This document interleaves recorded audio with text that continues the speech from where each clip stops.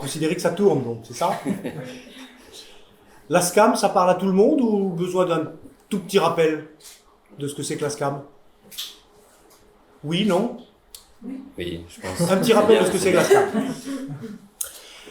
La SCAM, c'est la société de gestion des droits des auteurs et des autrices qui adapte le réel. Nous sommes 50 000 documentaristes, journalistes, écrivains, photographes, illustrateurs, gens de radio, vidéastes, je crois que j'ai à peu près oublié personne, et tous ceux qui s'inspirent du réel. Leur répertoire non-fiction relève de la SCAM. La fiction à la SACD, la musique à la SACEM, et les auteurs et autrices du réel ont la SCAM. Donc nous étions 25 en 1981, nous sommes aujourd'hui 50 000, on a fait des petits. Les répertoires se sont multipliés au gré des canaux de diffusion. Et il y a une part du budget, nous percevons des droits, et il y a une part de ces droits, une infime part de cette perception, que nous prélevons pour faire fonctionner l'entreprise SCAM, 120 salariés, des juristes, des gens qui sont chargés de l'action culturelle, comme Stéphane Joseph, ici présent, 120 salariés qui sont dédiés au service des auteurs et des autrices. Et c'est une force formidable. Et nous avons également un budget qui vient de la copie privée. La copie privée, tout petit rappel, microtaxe, qui est perçue sur les outils, les produits, aide-moi Diego, aide-moi Clément, les supports, merci. Merci Jean-Marie. Les supports qui permettent de recopier les œuvres. Donc il y a une micro-taxe qui est perçue quand vous achetez un iPhone, quand vous achetez un ordi, qui est perçue, qui est collectée, et nous en percevons une partie qui est dédiée à l'action culturelle. Et dans cette action culturelle, c'est un peu les poupées russes, il y a une partie qui est Brouillon d'un rêve. On a créé un programme qui s'appelle Brouillon d'un rêve, qui est une des seules aides à l'écriture qui va directement aux auteurs et aux autrices, avec le FAI du CNC, et qui permet de concevoir un film. Clément Perrault, ici présent, nous en est témoin. Quelle que soit sa nationalité, premier film, pas premier film, que l'on soit encore une fois un auteur, une autrice confirmée ou une débutante, c'est accessible à tout le monde. Et depuis 92, et là je vais consulter mes notes, on a soutenu plus de 1500 projets et en moyenne, on soutient à peu près entre 120 et 150 films par an. Ce qui est compliqué, c'est qu'on est un petit peu victime de notre succès, et je le dis parce que peut-être il y a des autres, je vois quelqu'un qui hoche la tête, et on est un peu engorgé, et c'est une grosse machine, Brouillon d'un rêve, parce que d'abord c'est sélectif, hein, on a d'abord un gros paquet de projets qui nous arrivent, et puis là-dedans il faut sélectionner. Donc c'est des lecteurs, il faut les rémunérer, ce sont des services derrière qui gèrent tout ça, et le dernier appel à Brouillon d'un rêve, toi Clément tu as expérimenté ça il y a 3 ans, mais le tout dernier qui date d'il y a 15 jours, eh bien en 7 minutes, les 150 places dédiées aux candidats et aux candidates ont été remplies, et donc on n'a pas pu continuer l'appel d'offres, ce qui est un vrai problème sur lequel vous imaginez bien que l'on réfléchit. En ce qui me concerne, je vais me présenter parce qu'Isabella me connaît, donc je suis réalisateur et j'ai été élu il y a 2 ans président de cette société. Et nous sommes ici à Cannes avec le programme de l'Œil d'Or que nous finançons aussi avec l'action culturelle. L'Œil d'Or, c'est le prix du documentaire du Festival de Cannes.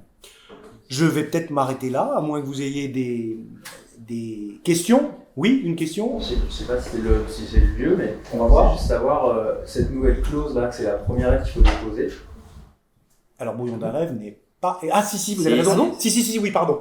Oui. C'est nouveau, ça vient de sortir. C'est nouveau, ça vient de sortir parce que, pour tenter de désengorger le système qui est... Parce que c'est les auteurs, les autrices qui en pâtissent. Je veux dire, ceux qui, à 10h08, ont essayé de se connecter, ils ne pouvaient plus parce que les places avaient été...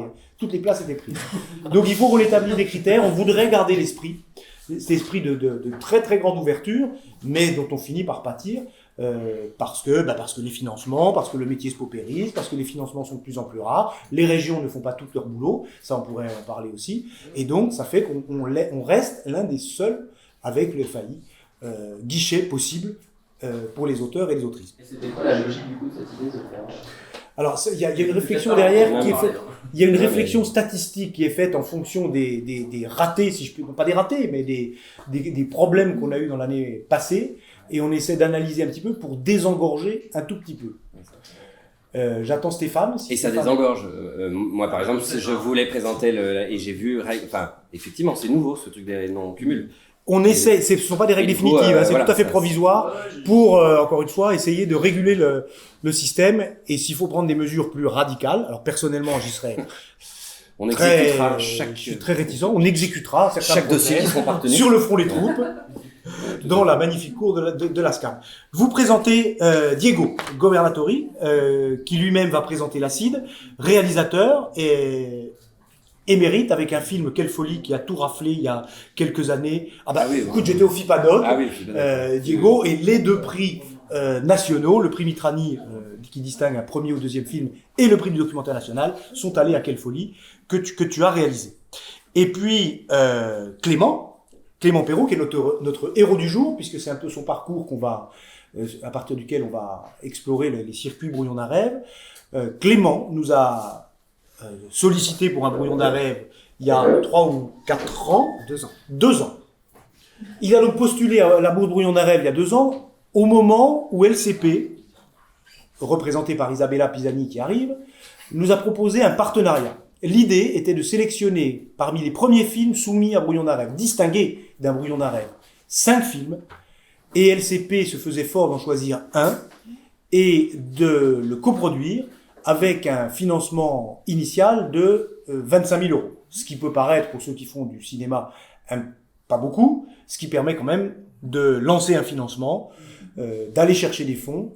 Et donc Clément, non seulement a bénéficié de la coproduction d'LCP, mais pour que la fête soit complète, son film qu'il a, tu vas nous en parler. Bref, son film a été sélectionné par la Quinzaine, sous un format un peu différent de celui qui a été produit par LCP, et donc il nous en parlera. Et donc Clément est notre héros du jour, puisque c'est le premier qui bénéficie de cet accord que la SCAM a passé avec LCP.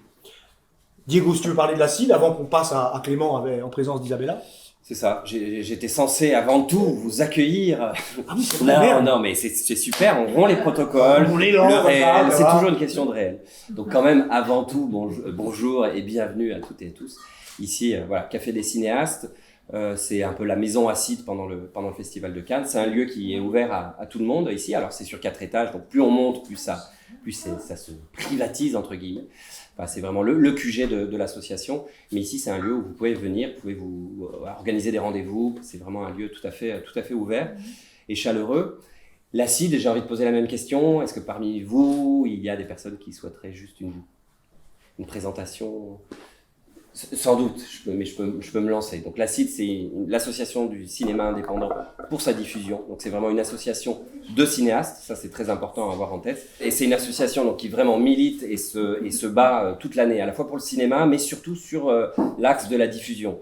C'est-à-dire que c'est assez marrant, c'est-à-dire que je vais faire le contre-champ de ce que disait Rémi, c'est-à-dire qu'on produit de plus en plus de films, on offre, on le voit avec 150 dossiers qui sont déjà sur la plateforme au bout de 7 minutes. C'est dire la demande, c'est dire le nombre de volontés et de cinéastes qu'il y a en France. Il y a beaucoup d'efforts qui se font, et notamment dans le documentaire, pour produire de plus en plus de films. Mais il faut que l'aval soit aussi à la hauteur, c'est-à-dire produire des films, c'est bien, mais encore faut-il pouvoir les diffuser. Et vraiment, l'ACID, c'est un endroit où on essaye de tenir de façon très acharné ce lien entre les films et la salle, le rapport à la salle, puisqu'on sait très bien qu'il y a des effets de concentration qui font que seuls certains films restent sur les écrans, mais il y a quand même des voies de traverse, il y a un circuit résistant et nous on défend le rapport à la salle, la sanctuarisation de la salle de cinéma. Et donc c'est vraiment l'axe, il est là, même s'il y a plein de questions politiques à l'ACID qu'on débat, qu'on mène, des négos avec le CNC, avec toute l'action culturelle.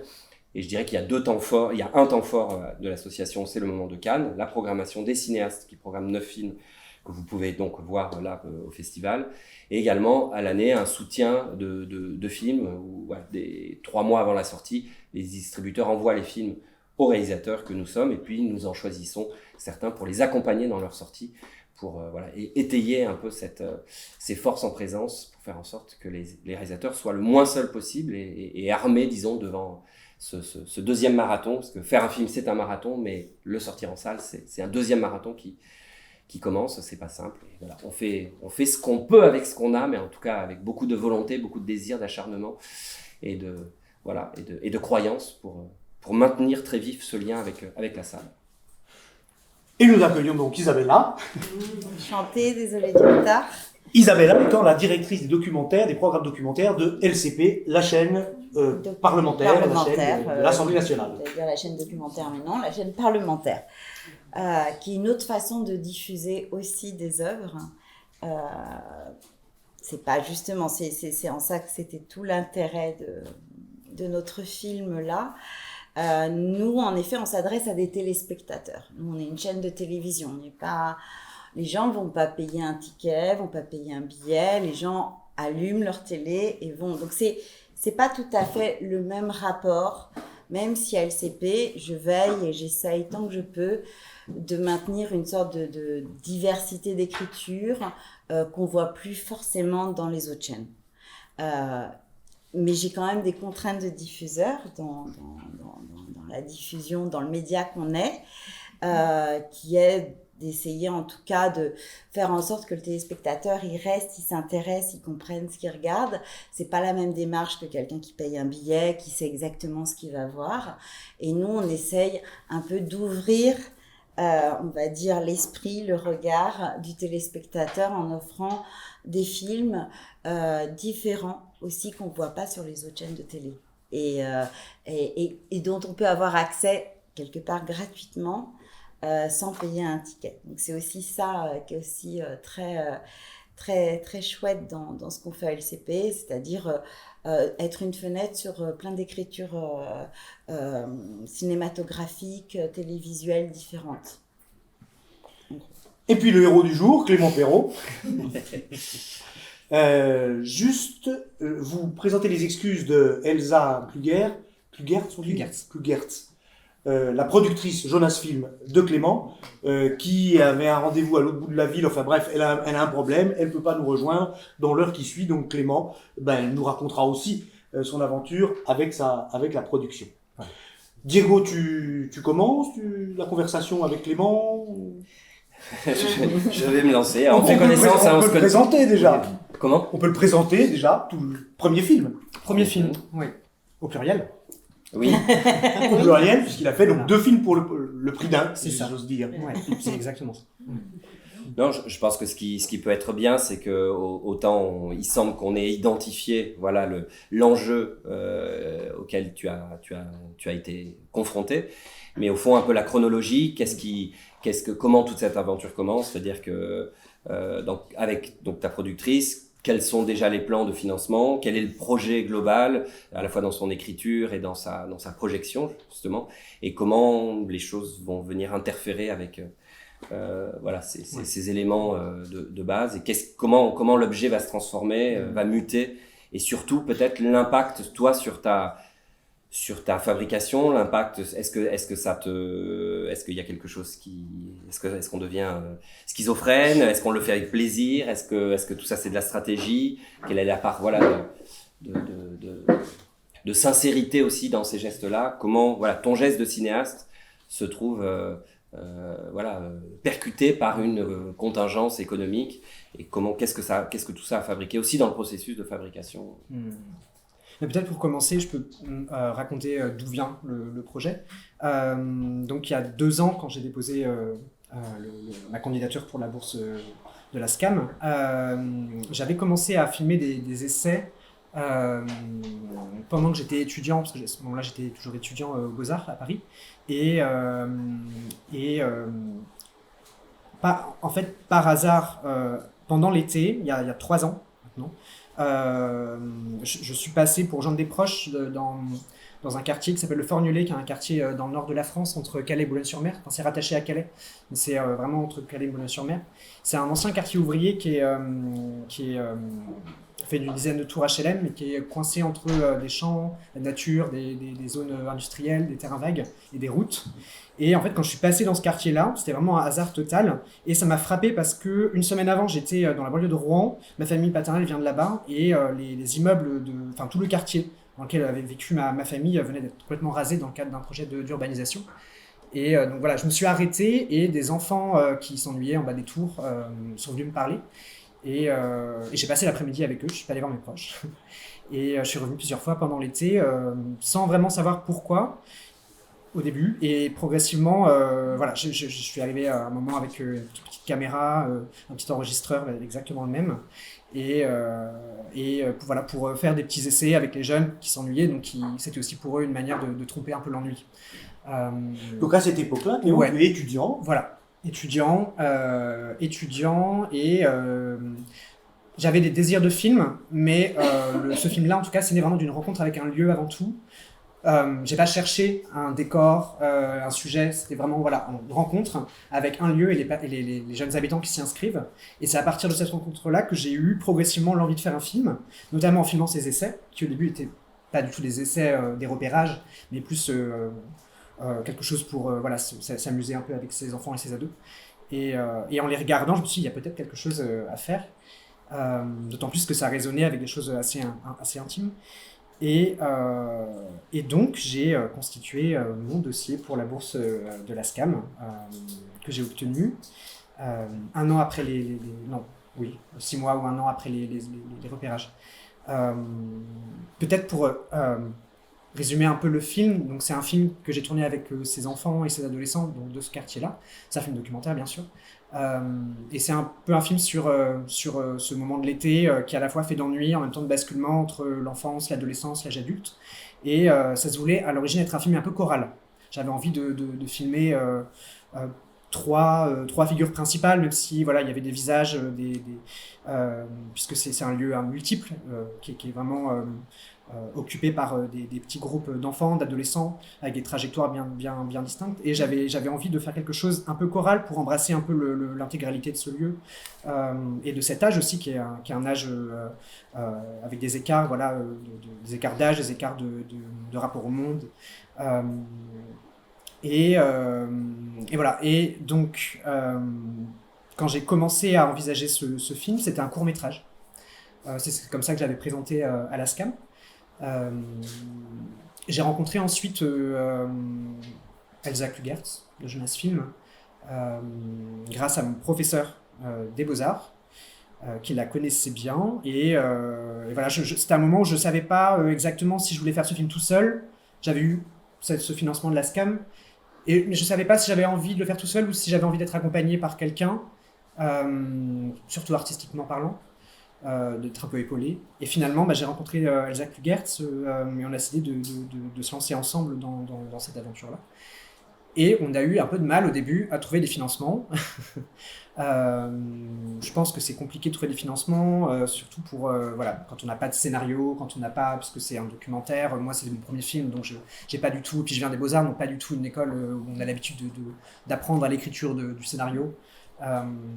Donc ce qui s'est passé, c'est qu'on a eu cette bonne nouvelle, donc la bourse Premier Rêve de la SCAM, pas du tout, de LCP, et qui nous proposait de réaliser un 52 minutes. Moi, c'est vraiment quelque chose que voilà, je m'étais pas du tout préparé, un 52 minutes. Déjà que c'était mon premier film. Alors en plus, un film de 52 minutes, je me disais, mais c'est pas possible. Comment je vais faire mais tu as même hésité, je crois. Oui, j'ai hésité à te lancer dans l'aventure. parce que j'avais peur aussi. Je me suis dit non, c'est un court-métrage. Non, mais d'ailleurs, juste pour rebondir, il est vrai que nous, on l'a lu comme un court-métrage, complètement, et qu'on a tellement été sous le charme de ce qu'on a lu, des personnages, de l'ambiance qui se dégageait, de ta poésie, de ton regard comme ça, qu'on a eu envie de plus. Et c'est vrai que là, ne voulant pas non plus dénaturer l'œuvre d'un auteur-réalisateur, on a dit voilà, la condition, nous on a besoin d'une version 52, mais est-ce que vous vous sentez, est-ce qu'il y a matière à en faire ou pas ? C'était pas, on voulait pas forcer non plus, c'était vraiment quelque chose, si toi tu te sentais d'en faire plus. Alors après, c'est vrai que c'était ces genres de questions, quand on vous les pose et que vous avez un diffuseur qui vous dit on y va, on dit oui en fait. Vous dites oui d'abord et puis vous réfléchissez après. Ouais, c'est exactement ça, parce que ça a permis de lancer le projet. C'est grâce à LCP qu'on a pu le tourner, puisque... Et t'avais tourné à ce moment-là ou J'avais tourné des essais. Juste des essais. Ouais, qui finalement se sont retrouvés également intégrés dans le montage du 52, mais aussi du court, pour un plan, le premier plan du film. Donc voilà, j'avais tourné des essais, je savais un peu quel dispositif j'avais envie d'adopter, le ton, les images, j'avais quelques intuitions de personnages. Mais voilà, c'était vraiment des essais que j'avais réalisés tout seul, vraiment en totale indépendance. Là, c'était une autre façon de faire avec une société de production, une équipe, enfin une petite équipe, hein, vraiment toute petite, mais une équipe quand même. Et avec des enjeux de durée, de 50 minutes par exemple. Des enjeux de diffusion de Exactement. télé. Ouais. Mais il y avait deux choses dans le dossier initial de Clément, puisque je faisais partie du comité, entre guillemets, d'auteurs-autrices qui présélectionnait les projets qu'on allait soumettre à Isabella. Et il y avait déjà une maturité assez extraordinaire, et dans la manière de filmer, la distance que tu as avec tes personnages, c'est qui, Jean-Marie, tu m'arrêtes si je dis des bêtises, mais je crois que c'est Van der Koken qui dit le documentaire, ça se tourne à portée de coups de poing, parce que comme ça, le protagoniste peut éventuellement vous renvoyer la balle. Eh bien, c'était très exactement ce qu'avait intégré Clément dans ses premiers rushs qu'il nous soumettait, et surtout une habileté d'écriture dans la manière de présenter son dossier. C'est compliqué de d'écrire sur un documentaire, et pourtant il faut qu'un documentaire soit écrit pour faire progresser le film. On pourrait en parler. On pourrait en parler. On en parle. Quand on nous demande des synopsis détaillés, des scénarios détaillés, etc. Non, mais bref. Bien sûr qu'on pourra en parler. Mais ce que je veux dire par là, c'est que Clément avait intégré à la fois les mots qui chantent bien aux oreilles des financeurs, et en même temps, il y avait ces rushs et le fond du dossier, c'est-à-dire que c'était presque un cas d'école parfait. Voilà, ton dossier et les rushs qui étaient associés. Et donc, Eh ben ouais, t'avais une belle copie. ça me fait plaisir. Super, mais où est le problème alors? Mais il n'y a pas de... Est-ce que, mais peut-être j'anticipe, etc. Est-ce que la question, en tout cas pour toi, d'avoir une finalité de diffusion à la télé, ce qui renvoie du coup plus vers un parcours audiovisuel, alors que j'ai l'impression que tu peut-être pensais un film pour le cinéma, sachant que tu viens des Beaux-Arts, donc c'est extraordinaire, le cercle est bouclé. Toi, tu te situais comment justement sur ce... Est-ce que déjà tu avais conscience qu'un film à la base, notamment Brouillon d'un rêve ou le FAI, ce sont des endroits de financement qui acceptent à ce moment-là de la production du film, à la fois des films qui plus tard vont être destinés à l'audiovisuel et d'autres au cinéma. Après, voilà, les films, on va dire, doivent choisir pour des questions complexes qu'on va pas aborder là. Mais est-ce que tout en amont, tu avais conscience que l'audiovisuel ou le cinéma, c'est pas exactement la même chose? Et comment toi, tu as navigué en fait à ce moment-là? Est-ce que quand même ça a créé un dilemme? Oui, moi c'est surtout au début une incompréhension, parce que je me suis dit mais c'est très étrange que la télévision s'intéresse à moi. Je me sentais pas du tout même légitime à faire un 52 minutes. Je savais qu'il y avait que c'était des formes qui pouvaient être différentes, mais j'avais pas envie de changer l'idée de départ, et c'est ça aussi qui a été super, c'est que LCP a été très très ouvert à ce que je proposais, qui était quand même un film avec des intentions de cinéma. Voilà, c'était pas du tout un documentaire qu'on aurait pu voir sur la plupart des chaînes de télévision, comme tu l'as dit tout à l'heure, que vous essayez quand même de trouver des formes différentes. Donc, heureusement, LCP nous a laissé très libre. Donc, finalement, on a accepté avec beaucoup de joie, puisqu'on s'est pas senti, on n'a pas eu le sentiment qu'on devait trahir le projet initial. Et finalement, ça a apporté que du bon, puisque on y reviendra peut-être tout à l'heure, mais finalement, en travaillant ces deux formes simultanément, ça a permis, par des mouvements comme ça d'aller-retour, de pouvoir retravailler les deux formes. On a commencé par, je parle vraiment du montage, on a commencé par monter un petit peu le court, un petit peu le long, comme 52 minutes. Et finalement, on a fait une pause avec le court, on s'est consacré aux 52 minutes, et ça nous a permis, alors qu'on était assez insatisfait des deux versions du montage, ça nous a permis de revenir ensuite au court, de revenir ensuite au 52, et donc par ce jeu de ping-pong, de pouvoir repenser chaque forme en se laissant du temps. Et je pense vraiment que le projet de base, donc le court, aurait été extrêmement différent si on n'avait pas eu à monter cette version longue, puisqu'on a vraiment dû repenser le récit, la narration, la construction. Voilà, donc je pense que ça a vraiment...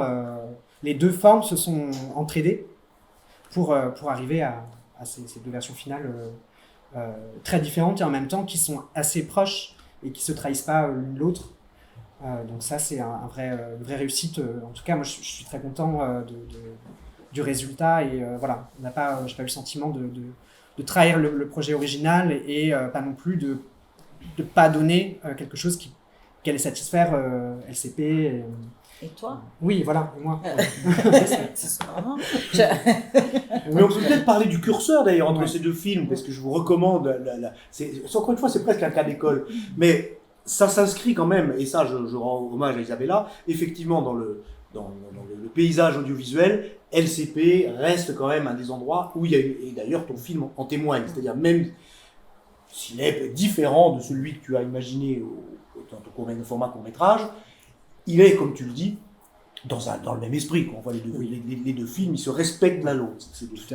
Il est où le curseur, Isabella ? Jusqu'où on peut aller en télé pour dans la liberté des auteurs ? Ça a été tout le travail et l'enrichissement de cette expérience, où vraiment, mais des deux côtés, moi j'avoue, je suis totalement néophyte.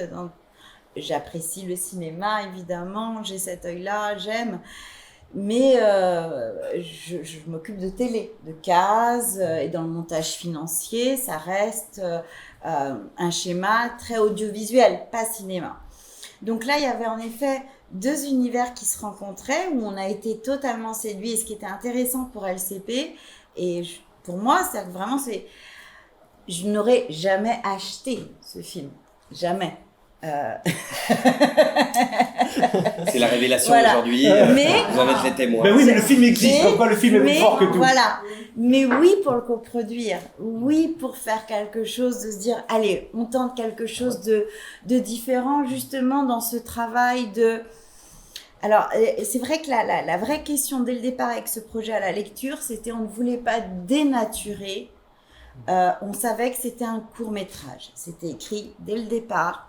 C'était un court-métrage. Et déjà là, nous, on y apportait un sacré changement par le format, parce que c'est une case où il fallait un 52, il fallait une version plus longue avec un débat derrière.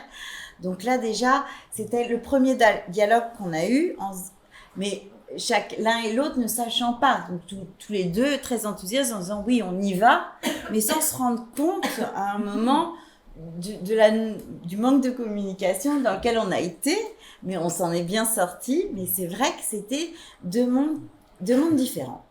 La télé, c'est vrai que comme je vous disais, nous on est pour justement faire exister des films qu'il n'y aurait pas ailleurs, et c'est bien pour ça qu'on a été sur celui-ci de Clément et qu'on en est très content. Et en même temps, on a un peu ce côté schizophrénique de dire bon, on a quand même des téléspectateurs en face, il faut qu'on puisse faire un débat, il faut que ça se comprenne, ça peut pas être juste quelque chose de contemplatif. C'est là où, on va dire, le code télé se rajoute au code cinématographique juste de l'émotion, et où moi j'ai dû leur demander d'apporter des clés de compréhension de sens qui n'étaient pas dans leur logiciel. Et alors à quel moment ? Est-ce que, par exemple, non mais c'est souvent une question qu'on se pose, et pour entendre pas mal d'amis autour qui sont a priori des réalisateurs pour le cinéma et qui me racontent leur première expérience avec la télé, le rapport au diffuseur, souvent la question du montage, c'est, mais c'est souvent un enfer. C'est-à-dire que tout d'un coup, travailler avec le pôle diffuseur qui va venir intervenir, qui va vouloir que ça se comprenne mieux, que ça soit peut-être effectivement plus resserré, plus impactant. C'est en effet tout ça qui est très compliqué. Mais dans votre collaboration, justement, puisque la proposition vient avant tournage, est-ce que c'est avant tournage qu'il y a eu un peu ces avertissements-là en disant on pense bien à tourner quelque chose qui pourrait être, chacun était ou est-ce que dans c'est sa pendant bulle. le processus Je pense qu'avant, chacun était dans sa bulle. Franchement. Moi, j'étais dans ma bulle. C'était signé, il n'y avait pas... Non, mais on est... à chaque fois qu'on signe, on signe sur un projet, sur une écriture, sur quelque chose qui nous a plu, sur un traitement, sur un accès, sur un dispositif, une façon de nous raconter l'histoire. C'est comme ça qu'on signe, en fait. Donc voilà. Donc au départ, on a toujours un appartement sur plan. Complètement. Mais alors des fois, on n'est pas obligé d'écrire à la couleur du papier peint. Parfois, pour choper des financements, Voilà. ça ne gâte rien. Non, mais, et donc nous, sur le moment, juste pour essayer de faire comprendre un peu ces différentes cultures, nous, cet appartement sur plan, il nous plaisait à tous. Lui, il l'imaginait comme ça, moi, je l'imaginais comme ça, et on s'est dit, à nous, ensemble, on va réussir à faire quelque chose. Et on était dans cette même énergie de faire exister ce film-là, avec cette poésie. Et c'est vrai que nous, diffuseurs, première contrainte, c'est plus court, c'est long. Ce qu'il y a, j'ai envie d'y revenir, je vous coupe pas, mais c'est paradoxal. C'est presque paradoxal. Oui, Souvent, c'est l'inverse. C'est rare dans ce C'est sens-là. souvent, justement, la télé arrive pour dire je prends un 52 à partir d'un film d'une heure. Oui, c'est vrai, c'est rare, c'est complètement Parce que rare. vous désirez moins de contemplation, mais en même temps, vous demandez à ce que le film soit 2 fois plus long. Donc, Les courses-poursuites, du coup Il y a.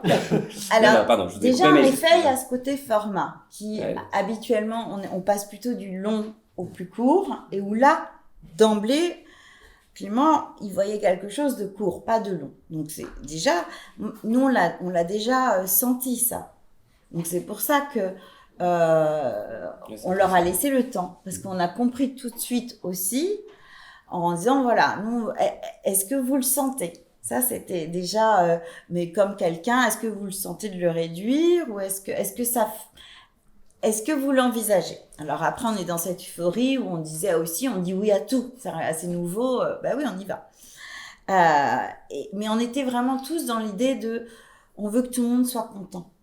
Alors, je dois dire, j'interromps Isabella, pardon, mais si Clément et Isabella sont là aujourd'hui, c'est parce qu'effectivement, il y a eu un tout petit accroc en toute fin de parcours que je peux entendre, parce que la fin d'un film, c'est toujours épuisant pour tout le monde, et c'est là que les tensions s'exacerbent le plus. Mais en tout cas, il y a eu quelque chose de l'ordre d'un respect mutuel, et j'ai eu l'impression que chacun vous attiriez vers le monde de l'autre, d'une certaine manière. Mais c'est ça qui est super intéressant dans toute cette expérience et dans la beauté de toutes ces versions qui existent de ce film. Enfin, il y en a 2.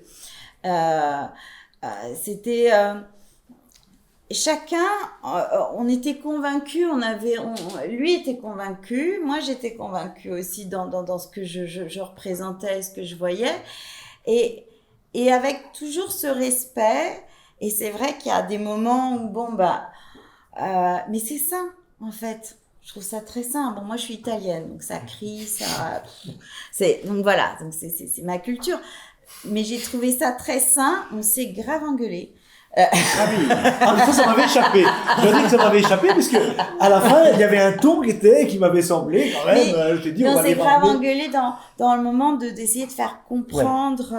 Je me souviens du premier visionnage qu'on a fait, où je pense que pour Clément. Mais c'était aussi une forme qui me satisfaisait pas à ce moment-là non plus. Voilà. Et en fait, donc lui, ça lui satisfaisait pas par rapport à ce qu'il avait. Moi, ça me satisfaisait pas par rapport. Et en même temps, on a été très constructif lors de ce premier visionnage où chacun je disais moi en effet la structure, l'histoire, il faut que ça se comprenne, il faut que le téléspectateur qu'on puisse comprendre où on est, qu'on puisse comprendre les enjeux, qu'on puisse voir un peu quel débat il peut sortir. Voilà un peu moi dans mon logiciel de diffuseur des facteurs comme ça qui sont liés à quand je regarde un film, c'est pour LCP. C'est pas juste pour moi me faire plaisir. Donc c'est. Puis c'est de l'argent public. Voilà. Il y a tout ça. Donc je me fais le porte-voix de cette chaîne à travers mes visios quand on essaye ensemble. Donc on a eu ce premier visionnage. Et où en effet on se cherchait. L'histoire, on n'avait pas encore. Donc et là je leur laisse le temps. À la différence peut-être d'autres diffuseurs par ailleurs,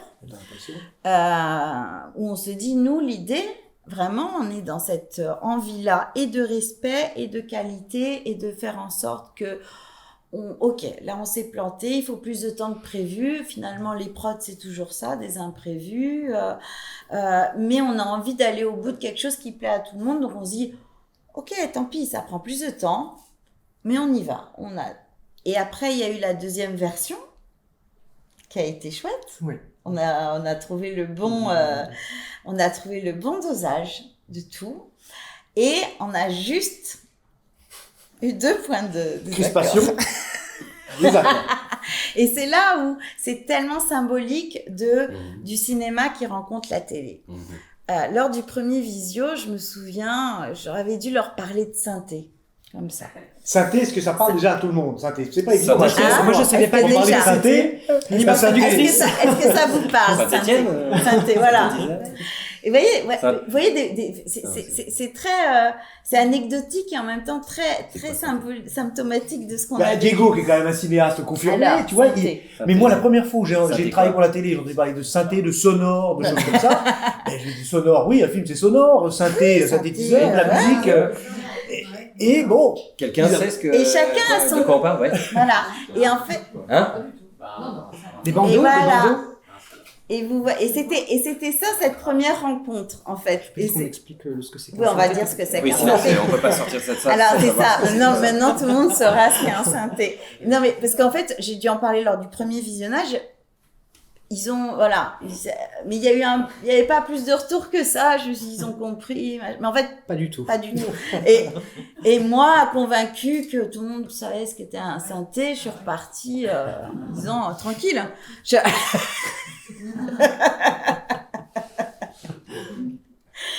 Et puis, il y a eu la deuxième version qui m'a beaucoup plu et où je demande quand même, ça serait pas mal de mettre des synthés. Et là, enfin, mais c'est quoi un synthé? Est-ce que tu peux me dire c'est quoi en fait un synthé? Et c'était rigolo parce qu'en fait, moi, dans mon univers plus télé, je pouvais pas imaginer un quart de seconde que quelqu'un ne sache pas ce qu'est un synthé. Et eux, dans leur univers cinéma, le synthé, attendez, on n'a jamais entendu parler, quoi. Ouais. Et c'est en ça que, en fait, tous les malentendus et les petites tensions sont venus juste de ça, de choses de terminologie, de vocabulaire, de codes qu'on avait ou qu'on n'avait pas. Et donc, et donc les synthés, moi je leur disais, j'aimerais bien qu'on voit les noms des enfants, de temps en temps les prénoms. Et alors, le truc que je disais aussi, au début. À l'image, c'est-à-dire. À l'image. La synthé, c'est donc écrire le prénom sur l'image. Quand quelqu'un, voilà, où on voit quelqu'un comme ça. Alors, c'est quelque chose qui se fait évidemment en télé et pas au cinéma. Donc là-dessus, comme j'avais dit à Rémi, à un moment, j'ai dit qu'ils vont réussir à me convaincre, j'y arriverai, je céderai sur les synthés. La seule, et là où j'ai eu beaucoup de mal, donc la synthé, je savais que c'était bon, j'ai compris une fois qu'on savait pas donc on avait compris tous les deux qu'on ne savait pas ce qu'était un synthé, qu'on ne comprenait pas. Je me dis bon, le synthé c'est mort, j'en aurais pas. Alors c'est pas juste parce que je pense que là encore quand on dit se réunir un peu, quand j'avais pas encore vu le film de Clément à cette époque-là, mais effectivement ça bloquait l'apparition du nom ou du prénom en l'occurrence du protagoniste, appelons ça comme ça, ou du personnage au moment où il apparaît à l'écran. Or il me semblait, ayant lu le projet et ayant vu des rushs que d'une certaine manière, on s'en foutait un peu. C'est-à-dire, ce qui importait, c'était voir ces enfants, ces jeunes. Totalement. Autant dans un film, je sais pas, d'investigation, il y a un expert qui, à un moment donné, il y a quelqu'un dont la fonction est claire. Le discours, ça me semble indispensable. Et là, je me disais, peut-être qu'on peut trouver quelque chose qui arrangera Isabella parce qu'elle en a besoin, parce que c'est dans le cadre d'une diffusion télévisuelle. Et puis, satisfaire Clément, qui pour lui, je comprenais, je me mettais à la place de Clément, qui disait, attends, mes gamins, moi, c'est mes acteurs, c'est mes personnages, on s'en fout qu'ils s'appellent Pierre, Paul, Jacques, ou Marie-Claude, ou Véronique. Ce qui est super intéressant dans cet exemple-là de film, c'est que, on parle vraiment, en fait, de cinéma documentaire. C'est du cinéma documentaire. Nous, on a eu envie de faire ce pari. Et il y a un moment aussi où nous-mêmes, on s'est peut-être un peu senti piégés. Moi, je l'assume, je l'adore ce film. Mais après, au-dessus, dans une chaîne de télé, il faut aussi comprendre que, bon, bah, il y a une petite hiérarchie. Et puis, ce film-là, hyper cinématographique, hyper contemplatif, où il y a à peine un débat à faire derrière, il faut le justifier en fait. Non mais voilà, c'est ça la problématique. à un moment. Mais c'est vrai. Diego, qu'est-ce que tu as sur Alors, le cœur? Non, parce que Ne réprime je pas. pense que justement, je ferai du coup un lien à ma première question à toi, Clément. Comment justement, maintenant qu'on incarne un petit peu, parce que ça a commencé comme une folle histoire de rencontre, d'amour, etc. On voit bien qu'effectivement, quand même, ça s'incarne. Sinon, cette discussion n'aurait aucun sens. Voilà, les points de friction. Comment toi, du coup, tu les intègres? Comment tu travailles avec? Est-ce que tu travailles avec? J'imagine que tu travailles pas contre, mais comment travailler avec sans être forcément très convaincu de ça?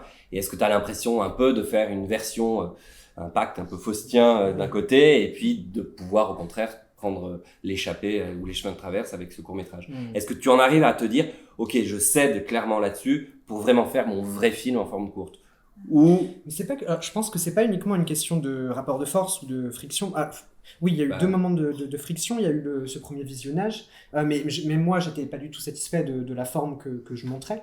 Je savais qu'on avait besoin de temps, vraiment de travailler avec la matière et qu'on ne pouvait pas être dans une économie, disons, d'efficacité avec un nombre de semaines vraiment défini dès le départ. Et que, voilà, il y avait vraiment il fallait vraiment essayer de comprendre la matière qu'on avait au tournage pour trouver, recomposer un récit qui s'est aussi écrit au tournage, puisqu'on est dans du documentaire, et surtout avec des enfants, les ados, des fois, s'ils veulent pas venir au jour de tourner, ils viennent pas tourner, donc du coup on change de personnage, donc on change d'histoire.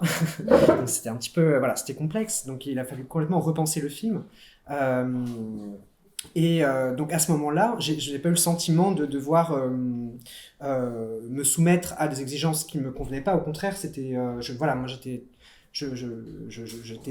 tout à fait conscient que tu avais totalement raison dans ce que tu avais. Non, mais ce qui est génial dans notre histoire commune, c'est que souvent on a tendance à opposer cinéma, documentaire, télévision. Et limite, tout ce qui est télé est c'est un peu déprécié, un sous-genre. Un sous-genre parce que c'est la télé.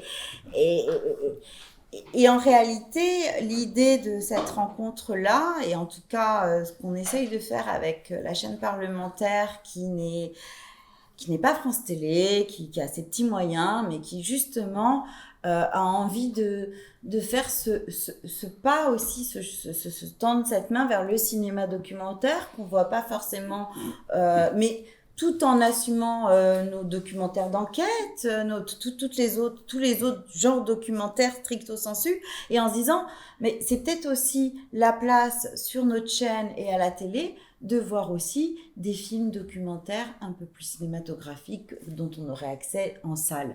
Et c'est ça l'idée. Et c'est en ça, quand je l'aurais jamais acheté, mais je le coproduis, voilà. Et cette expérience-là, elle a été très intéressante, et j'espère vraiment qu'on s'est nourris l'un l'autre, et que j'espère que t'as pas honte pas du tout de ta version. Pas du tout, parce que même le deuxième point de friction, moi je me suis dit, alors des synthèses, oui, je connaissais pas du tout. Il y avait aussi cette histoire de carton au début du film explicatif. Carton aussi, moi au début je voulais qu'on sache où on est. C'est comme, alors voilà des choses de deux univers. Oui. Le titre. C'est bien qu'il, lui, de son point de vue, qu'il aille au bout du deuxième point de friction. friction. Le carton. Avant que tu. Ouais. Mais c'est vrai qu'à ce moment-là, moi j'ai eu le sentiment que c'était à ce moment-là que peut-être le film aurait pu être trahi. Finalement, ça n'a pas été. On a trouvé un compromis qui, moi, me va très bien, et que je trouve qui ne va pas du tout desservir le propos original, enfin l'idée d'origine. Mais j'avais le sentiment que, par exemple, un carton avec une sorte de synopsis du film au début, ou ces synthés-là, ça pouvait peut-être finalement... c'était un peu comme un aveu d'échec de ne pas avoir fait comprendre le film avec l'image et le son. Et oui, c'est vrai aussi, les noms des personnages, pour moi, il n'y avait pas, ils n'ont pas de statut particulier, donc il n'y avait pas quelque chose de l'ordre de l'information à en tirer. Donc c'est à ce moment-là que moi j'ai eu assez peur de donner une forme qui était très éloignée du projet d'origine, qui voulait vraiment être du documentaire de cinéma, de création. Voilà. Mais on a trouvé donc un compromis que je trouve en fait très très bien, c'est de mettre les noms des enfants au début. Donc, d'avoir à maintenu cause la du carte. cinéma. voilà, qui est Qui est aussi à cause du à cause cinéma. du cinéma, donc c'est une forme de générique de début. Ça trouve vraiment sa place dans le film et on a intégré aussi un carton qui indique uniquement le lieu. Et c'est très bien également. Ça permet de vraiment rappeler la place de ce film-là dans son réel. Enfin, dans le Et réel c'est pour du ça lieu. que, juste pour rebondir aussi dans le côté, on travaille ensemble. Il n'y a pas la télé contre le cinéma. C'est pas l'idée. En tout cas, sur une chaîne comme la chaîne parlementaire, et je parle pas de toutes les chaînes, bien évidemment, mais il faut aussi quand même la différencier. Et ne serait-ce que pour ça, juste, je dis pas un petit peu pas la remercier, mais elle existe, je me bats pour qu'elle existe. Il y a des films comme ça qui sont là. Donc si après il y a cette querelle cinéma, télé, nous l'idée c'est d'être ensemble en fait, d'être c'est un ensemble. Il y a plein de, il y a pas, on n'est pas l'un contre l'autre. Il n'y a pas le cinéma, la télé. L'idée c'est de faire en sorte que cet art-là puisse être accessible à tout le monde. Et nous, en tout cas, la chaîne parlementaire, du fait peut-être aussi qu'on n'a pas beaucoup de régie de publicité, voire aucune, on peut se le permettre parce qu'on n'a pas cette pression de l'audience. Donc, s'il y a bien une chaîne de télé, et là-dessus, je veux juste quand même rendre à César ce qui est à César par rapport aux chaînes parlementaires, que ce soit Public Sénat ou LCP, on est très ouvert. On aime le cinéma documentaire, on a envie de le faire exister sur notre chaîne, mais on a aussi des contraintes de diffuseurs. Donc oui, il faut qu'on sache que c'est le nord de la France. Oui, il faut qu'on sache qu'on est en périphérie de Calais.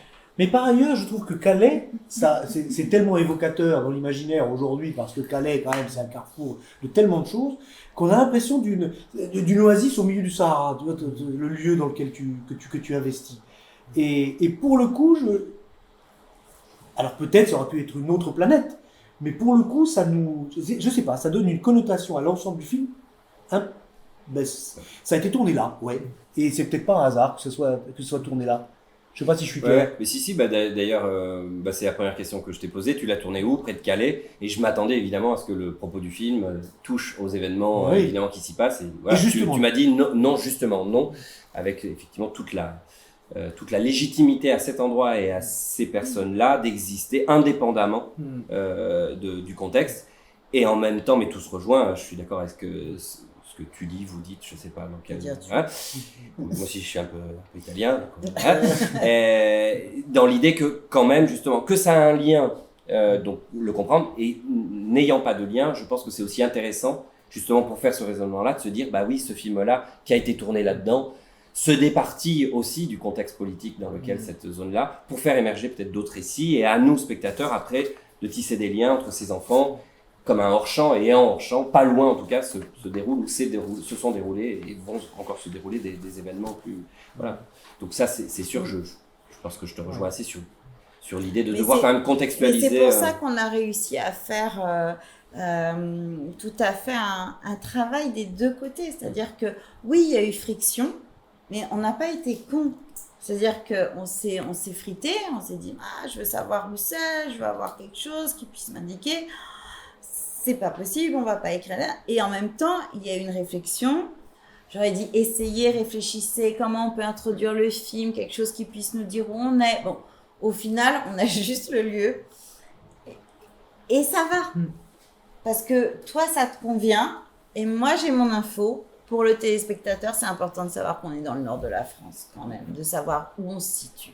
Ça, quand on est dans le cinéma, c'est peut-être des questions dont on se fout, mais nous, voilà, des petites choses, je sais pas. Non, c'est qu'on l'a sur un synopsis qu'on voit avant, souvent à la télévision, c'est pas le cas. Donc c'est vrai qu'on a peut-être besoin de cette information-là à ce moment-là. Et moi, je trouve que c'est important de savoir où on est. Ça implique, il y a plein de choses dans le lieu. Donc c'est vrai que là, au départ, ça ne devait même pas exister. Et nous, on a fait exister ce petit carton. Oui, c'est la question des artifices. Voilà. De toute façon, le cinéma est un artifice, même le cinéma le plus réel, le plus brut, ça reste du cinéma, ça reste une mise en scène du réel. Vous n'allez pas me faire croire que, quand bien même avec une caméra en film, ce qui se passe là évidemment que ce réel dit réel sera impacté par le fait qu'il y ait une caméra. Et donc forcément, l'utilisation et la gestion de tous ces artifices, après c'est des questions de degré, parce que je pense que la nécessité que tout ça soit quand même conduit dans une lisibilité, une clarté pour le spectateur, je pense que c'est évidemment très important. Après, c'est une question de degré, c'est-à-dire que... Et d'élaboration, Diego, parce que ce qui est intéressant dans les deux films, comment... alors je ne sais pas si ça a été une demande, une réflexion, comment est-ce que ça s'est venu, dans le long format, il y a des voix intérieures, des jeunes qu'il n'y a pas dans le je ne sais pas si c'est le film originel ou le film dérivé, puisque, bref, frères et sœurs. Et cette voix intérieure, elle apporte aussi une dimension complètement différente. Nicolas Mazard, le juriste de la SCAM, dit arrêtez, ok, vous avez des contraintes parce que vous bossez par la télé, mais détournez les contraintes, allez plus loin, on vous demande une voix off, écrivez-la, allez-y, faites une belle voix off. Après tout, la voix off, ça vient d'où? Ça vient du cinéma aussi. Il y a quelque chose qui est effectivement un peu galvaudé parfois, parce qu'on n'est pas toujours dans un accord commun et avec des interlocuteurs aussi ouverts d'esprit que tu peux l'être, Isabella.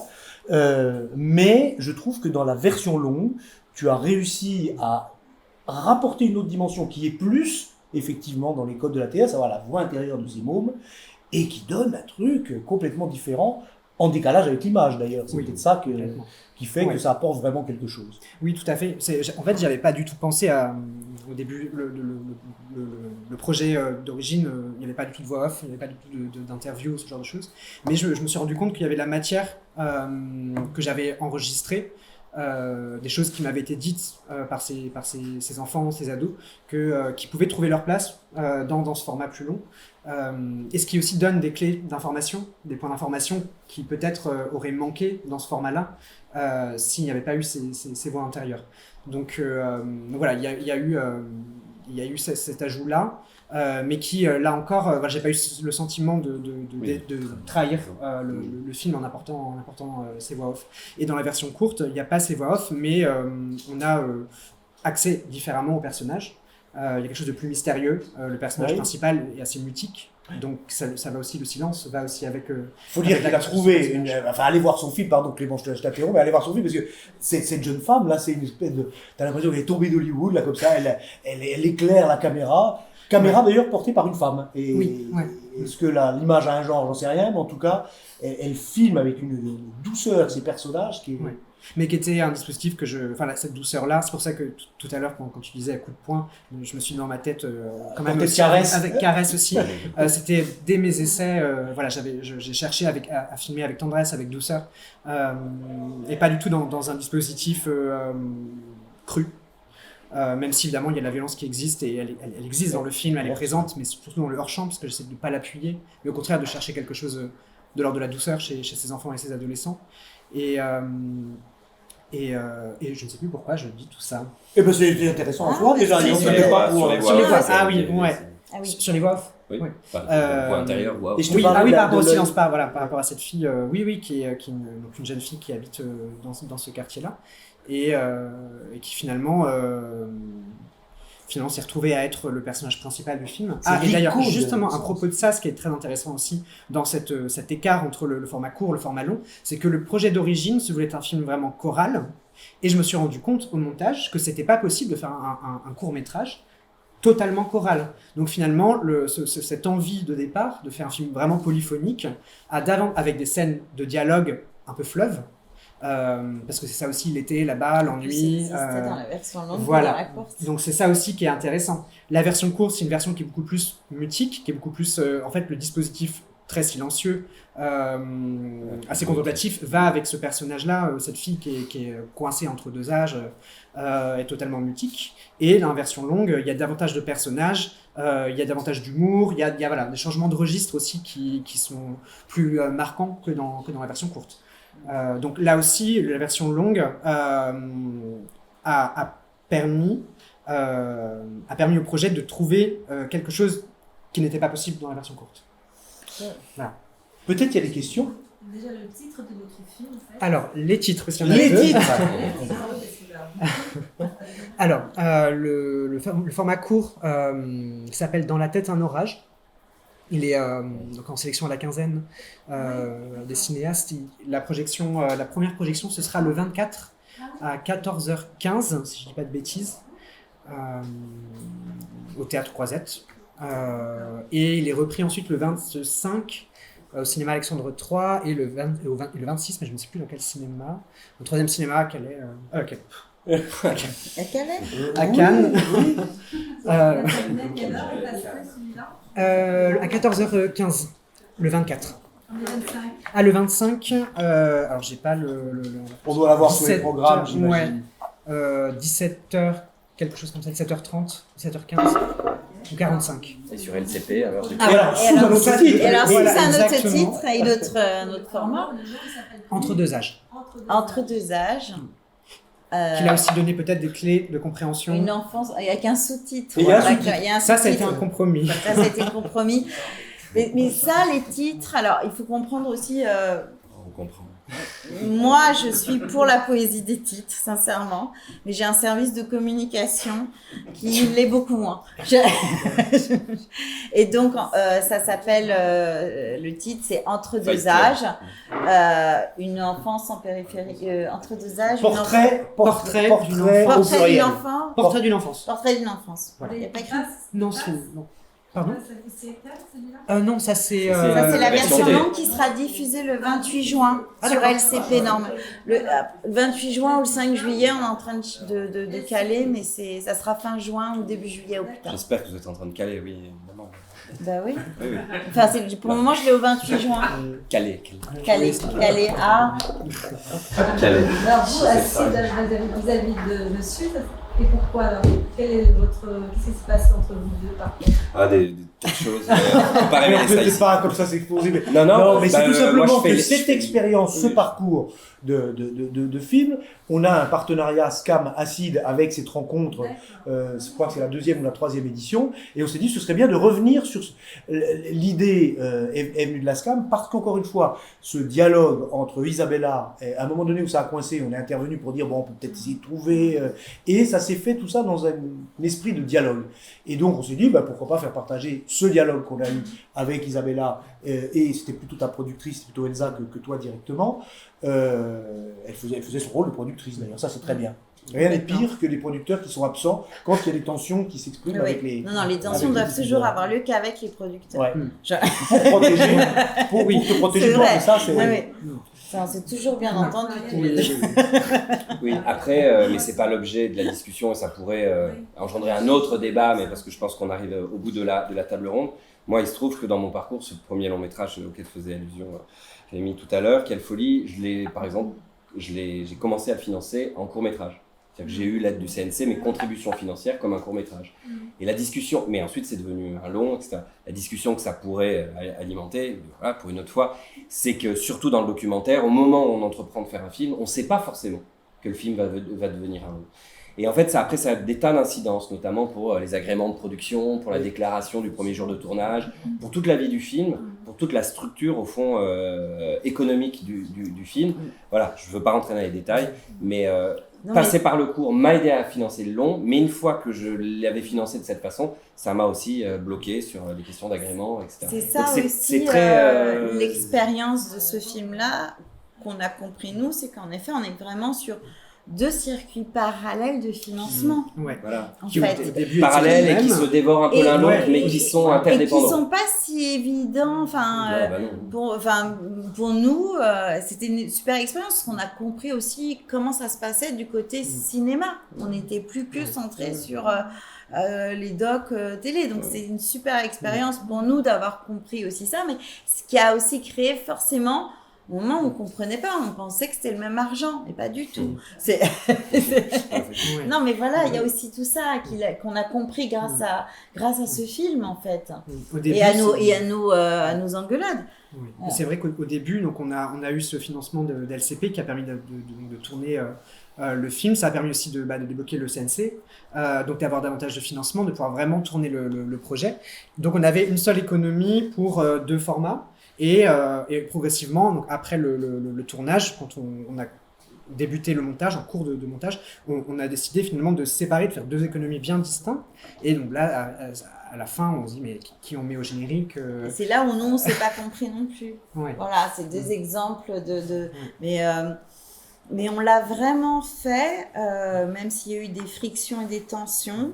avec toujours cette volonté de faire le plus beau film. Et moi, j'espère sincèrement que cette version longue, elle aura permis aussi de finalement de faire que cette version courte, elle n'aurait pas été ce qu'elle aurait été, et que chacun a nourri l'autre, et qu'on a 2 belles versions, là où il y en aurait peut-être qu'une bonne.